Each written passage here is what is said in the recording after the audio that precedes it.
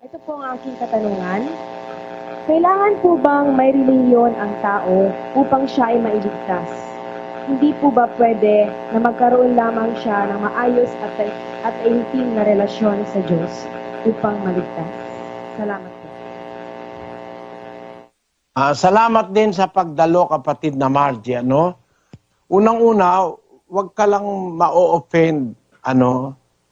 Kasi yung notion na yan na ang kailangan ay relasyon lang, ang nagturo niyan mga born again eh. Relasyon lang daw ang kailangan, hindi na raw kailangan ng relihiyon. Malaking kasinungalingan yon. Kasi ang nagtuturo ng tunay na relihiyon ang Diyos. Paano ngayon natin sasabihin na hindi na kailangan ang relihiyon? Nagturo ang Diyos ng relihiyon eh. Actually, ang Kristyanismo ay isang relihiyon. Ang itinuro ni Kristo, isang relihiyon. Yung relihiyon, kapatid na Margie, sa original na wikang ginagamit sa Biblia, yung Grego, ang salitang relihiyon, ang kahulugan ay, sa Grego yan ay threskia. Threskia. Na ang kahulugan yan ay ceremonial observance, worshiping. Religion, worshiping. Ang relihiyon ay pagsamba sa Diyos. Paano ka kaya maliligtas at paano ka magkakaroon ng relasyon sa Diyos nang wala kang relihiyon?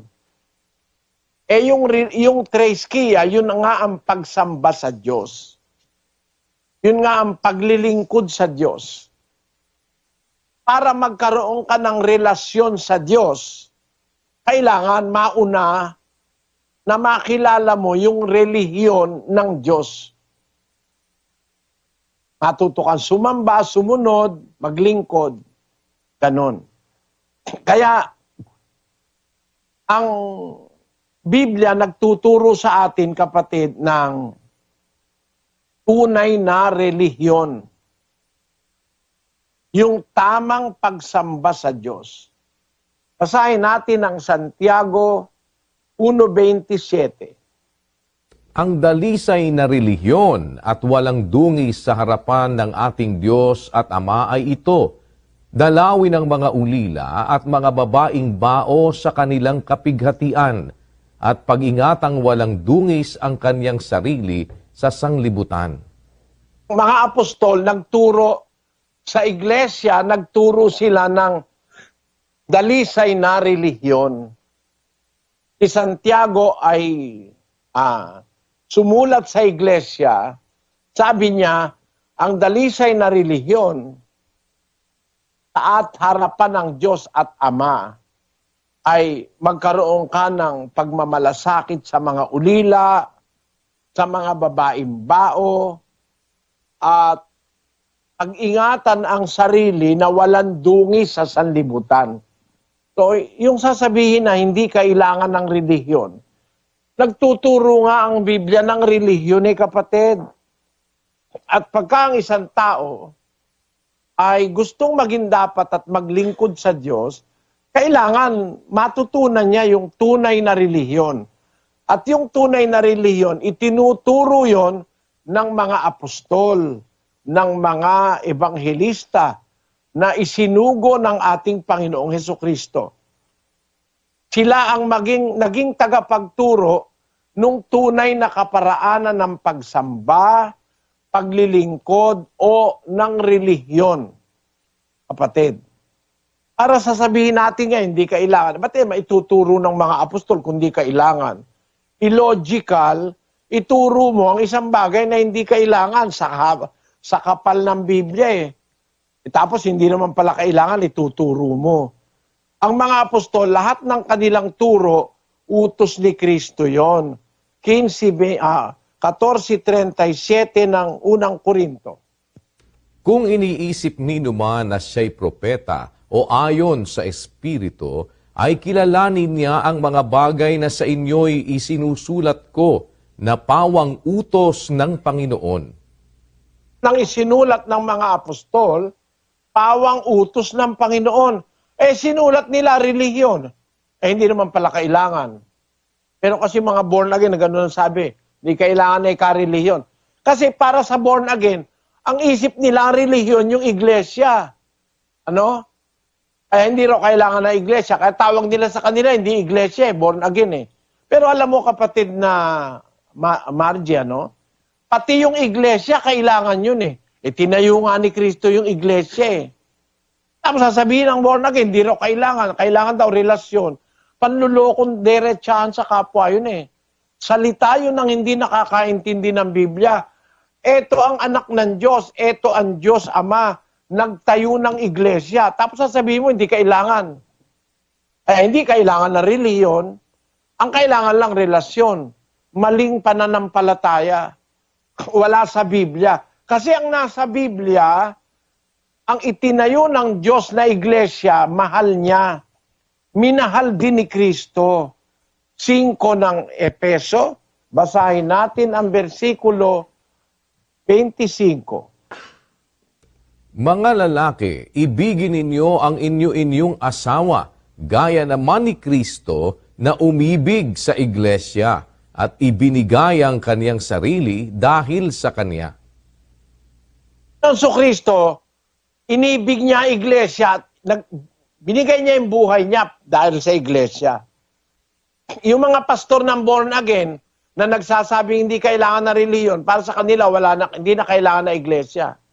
Sa lagay, nagtayo ang Diyos ng iglesia at inibig naman ni Kristo, tinubos niya ng kanyang dugo, para sa pastor ngayon, hindi na kailangan. Kung hindi isang dakot na kalukuhan ang pinagtututuro. 20:28 ng Gawa. Ingatan ninyo ang inyong sarili at ang buong kawan na sa kanila'y ginawa kayo ng Espiritu Santo na mga obispo upang pakanin ninyo ang iglesia ng Diyos na binili niya ng kanyang sariling dugo. The church of God which he hath purchased with his own blood. Sabi sa Biblia.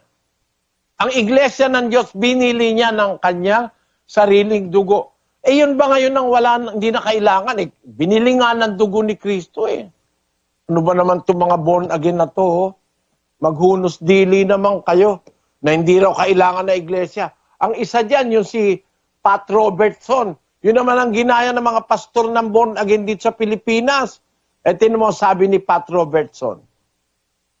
Dito po sa kanilang ang sagot, si Pat Robertson sa pahina 80-81, sa tanong na kailangan ba akong sumapi sa iglesia para maligtas? Ang kanilang sagot, para maligtas, kailangang tanggapin si Jesus bilang Panginoon at tagapagligtas. Walang ibang paraan. Ang pagpasok sa iglesia ay hindi makapagliligtas. Pagpasok sa iglesia, hindi makapagliligtas. Pag mali ang iglesia, mapapahama ka. Pero yung minahal ni Kristong iglesia, ibinigay niya ang kanyang buhay para doon. Sabi mo, walang kailangan, di na kailangan. Maling aral yan ni Pat Robertson ng 700 Club. Kilala niyo si Pat Robertson, yun yung nagsasalita sa telebisyon sa 700 Club. Ayan, no? Di raw kailangan ng iglesia. Paano ngayon yan? Nagtayo ang Diyos ng iglesia. Hindi mo na kailangan. Tinayo ng Diyos, ba't hindi mo na kailangan? Bakit? Kasi ayaw mo ng iglesia. Ayaw mo rin ng relihiyon. Ang gusto lang, tanggapin lang si Kristo. Paano ba pagtanggap kay Kristo? Basahin natin ang isang talata ng Juan 12:48.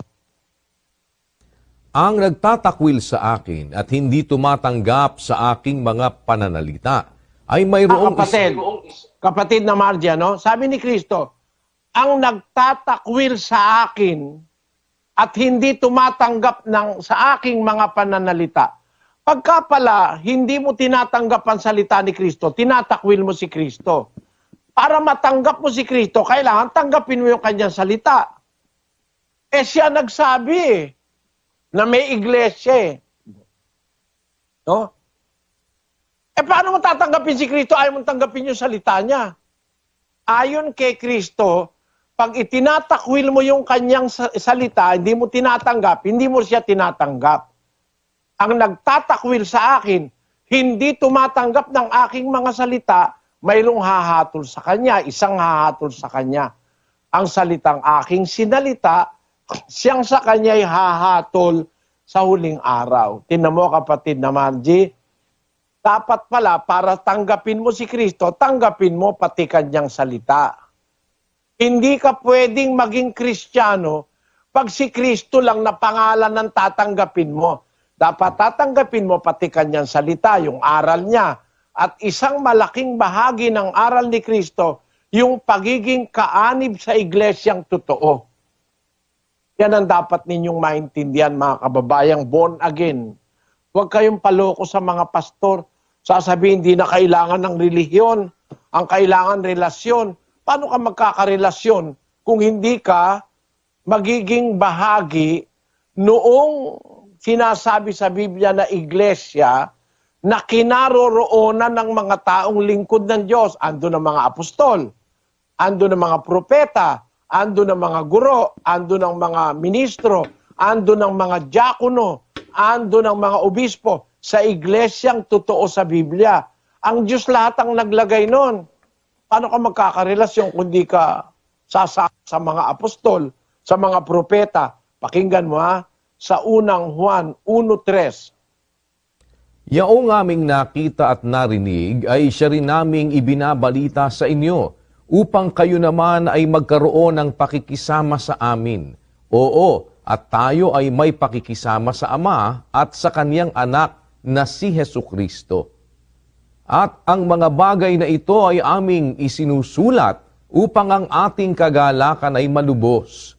Tamo kapatid na Margie, sabi ng mga alagad, yung nakita namin, yung narinig namin, alam ba yung narinig nila, yung aral ni Kristo. Ibinabalita namin sa inyo yon para magkaroon kayo ng pakikisama sa amin. Magkakaroon tayo ng relasyon sa mga apostol. At tayo'y may pakikisama sa Ama at sa Kanyang Anak. Magkakarelasyon tayo sa Ama at sa Anak pagka nagkarelasyon tayo sa mga apostol. Paano tayo nagkakarelasyon sa mga apostol? Pagka tinatanggap mo yung kanilang narinig at nakita na kanila namang isinulat. O, basahin natin sa English, kapatid na Daniel. That which we have seen and heard declare we unto you, that ye also may have fellowship with us. And truly our fellowship is with the Father, and with the Son, Jesus Christ.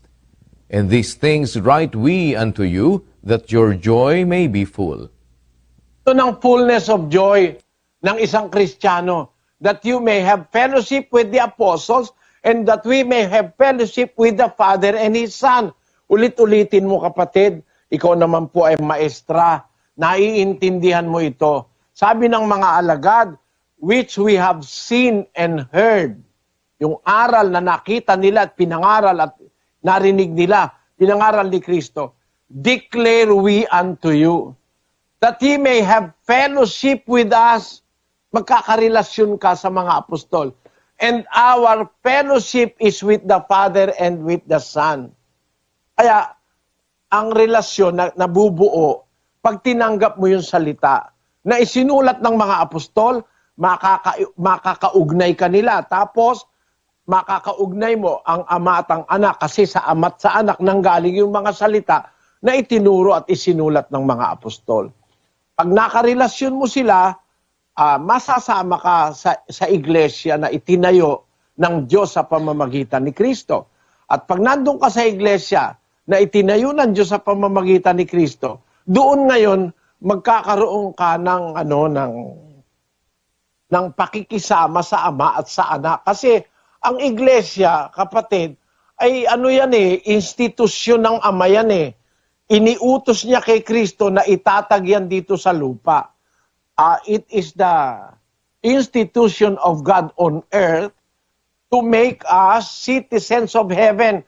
Parang isang isang pamantasan ng Diyos na nasa lupa para mag-qualify ka to be a citizen of heaven o maging dapat ka sa Diyos sa pamamagitan ng mga aral at mga turo ng relihiyong itinuro ng mga apostol. Para ngayon sabihin ng kahit na sino na hindi na kailangan ng relihiyon para maligtas at kung consider mo sa Biblia, ang relihiyon pala, yung treskia, pagsamba pala yun sa Diyos, paglilingkod sa Diyos. Paano ka maliligtas kung hindi ka maglilingkod at di ka sasamba sa Diyos? Sana naunawaan mo po, kapatid na Marge,